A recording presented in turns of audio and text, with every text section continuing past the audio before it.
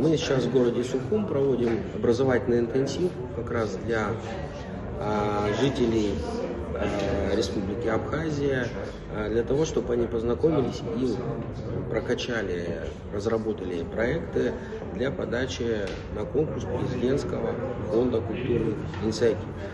Мы здесь впервые, наше мероприятие является таким обучающим и просветительским, чтобы люди в первом приближении разобрались, с чем работает фонд, с какими проектами, что творческого нужно сделать, чтобы он был интересен, с какими ценностями и смыслами мы работаем.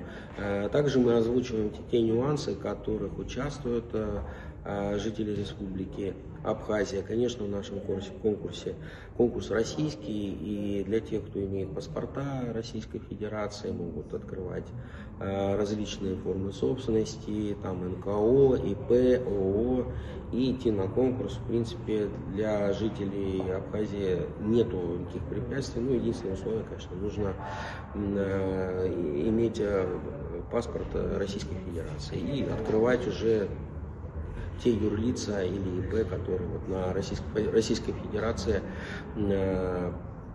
принимаются на конкурс. Проекты, во-первых, должны иметь творческий продукт.